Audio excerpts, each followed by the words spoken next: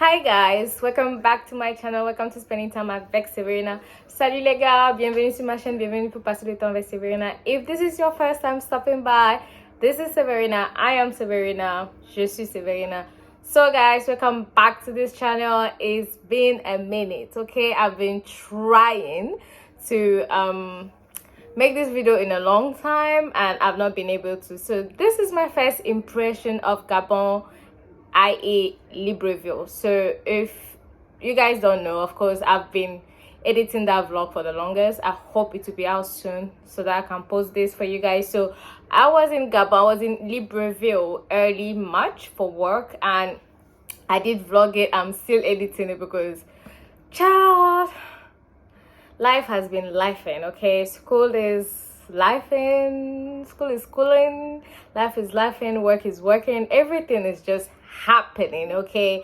And yeah, I've not been able to edit the vlog. I'm still in the process of editing it, but let me just do my first impression of Libreville and then yeah, we talk about something else. So guys, I went to Libreville via Sky Air, so it meant that we left Accra in the morning around 10, landed in Lomé around 11, had about a layover of 3 hours, and then back a transit of 3 hours, and then headed to Libreville around like 2. We got to Libreville around 5 p.m. their time, which is like 4 p.m. this our time here, because there's Libreville is an hour ahead of Ghana. Yeah, so I got to Libreville. Vibe was quite chill. It was a francophone vibe for sure. I was picked up at the airport by our partner's employee. He got me to the hotel. I stayed at parking by Radisson. Booking hotel for Libreville was not as easy as I thought it was gonna be.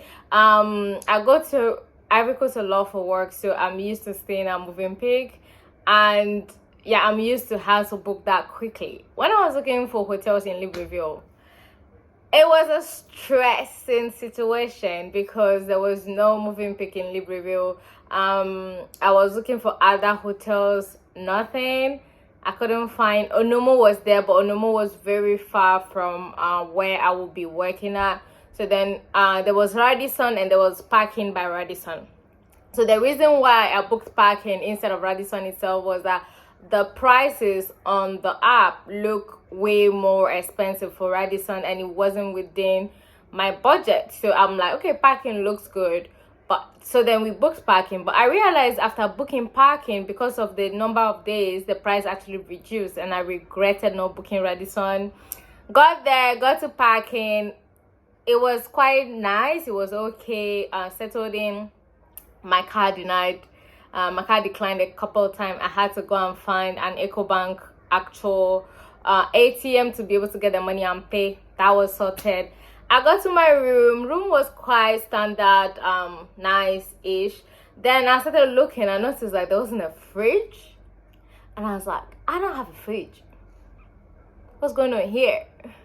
Well, yeah, there were small things missing in the room. Standard was okay, but I noticed that like they put all the like fanciness into Radisson instead of parking, so that when you come you could see like the difference in the two. But that's not why we're here today, okay? We got inside the country. City was quite vibe. It was a Sunday. I landed on a Sunday, so it was okay. My hotel was by the beach, so when we were driving from the airport to the hotel, we could see people on the beach having fun, relaxing, which is a very, very francophone vibe. I was like, okay, this is cool. I like it. Got to the hotel, settled in, went out the next day for work, and then we drove to town. Realized that town was quite, you know, okay-ish, calmer than I would have expected for a francophone country. And then we went to the market side because of my work stuff and realized that that particular market, it was like a wholesale market. It was closed that day because apparently Mondays are closed for that market and nobody works. It's not like in Ghana where market can be open any day depending on you. You decide your working hours. Libreville is not like that. Apparently working hours are regulated, okay? You can't just work anyhow and you can't make people work anyhow, unlike here in Ghana where we can just work. So that market was closed and that market was empty. It's like when you go to Mokola on a Sunday. Even on a Sunday, people are still opening shops at Mokola, but it wasn't that vibe. It was kind of close. And yeah, we went to my training place. I trained people. Second day, same thing. But what we did was in the evening after training, like around 4 p.m., they drove me around town to like see the vibe. And I was surprised to notice that Libreville is actually way calmer than I thought it to be, and smaller. Like, I don't know why I've always had like this idea that Libreville would be like big, but it was way smaller. You know, I went to a francophone school in Ghana, therefore I had mates that were from Gabon, and they had, you know, I don't know, I feel like they gave me a perception that it was quite like a lavish place or like a big place or stuff. Libreville is quite small. It's smaller than I thought. The vibe is more chill. Apparently, since COVID, it has been very chill. I don't know how the vibe was before COVID, but from what I was told, it has been way chiller than it was before COVID. Now that COVID is over, and you know, I don't know, for us in Ghana, life is quite back to normal. People still come here, we still club, we still party, we're still outside all the time, you know. Markets are still, like, people are everywhere, but Libreville was not the case. It was way more chiller. For a French country, I was quite surprised, you know, because I go to Abidjan, and Abidjan is late, okay? Abidjan is on fire. Abidjan is, you know, francophone vibe. Well, we know francophones are not much of working people, but they are like party people. Gabon kind of gave me the same vibe, but on a way chiller vibe. I noticed also there was no much street food culture. There was 1, 2 here and there street food, but it wasn't a culture. Like Abidjan, you can get street food here and there. Ghana, you can get street food everywhere. Libreville was not that vibe at all. So that was that. There was a lot of like small restaurants ish where you have to find a place. Libreville is also a bit more expensive than I thought, or that I actually realized, than like maybe like Ivory Coast. I'm comparing to Ivory Coast. I don't want to compare it to Togo, because Togo is, you know, smaller and cheaper. So yeah, no, Libreville is small, okay? It's smaller than I thought. The vibes were way more chiller. After like 10 p.m., people are out of town. It's quiet. I was surprised. But when it came to the people, I felt like people were just cordial. They weren't overly nice. They weren't overly, you know, but they were just cordial, and that's that. Their hotels were kind of, you know, hotel receptions have weird vibes for me. That could have just been my experience. I don't know for other people, but for me it was kind of a little bit weird vibe, because like I've stayed in hotels in, you know, Ghana, outside.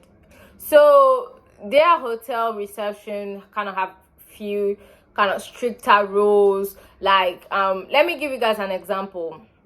You know, there was a situation where I went out, I was coming in, and the security asked me if I was staying in that hotel. I was like, yes. He was not believing me until one of the guys staying in the hotel, who knew me, also came around, who is a Moroccan guy, came around to say, no, she stays here, before he believed me. I don't know whether it's because I'm a woman or it's because I'm black, and the guy was more Moroccan and he believed me. I had no idea. That same evening, that same security guy questioned me again if I stayed in that hotel, and it just felt like, what is going on here? Are you a sexist or are you a racist again, your own race? Like, what's going on? I don't know if he felt like I was too young to stay there, I couldn't afford it. I don't know what the issue was with him. The hotel receptionist kept telling me that, oh, it's because they've had issues of prostitutes coming in, blah blah blah.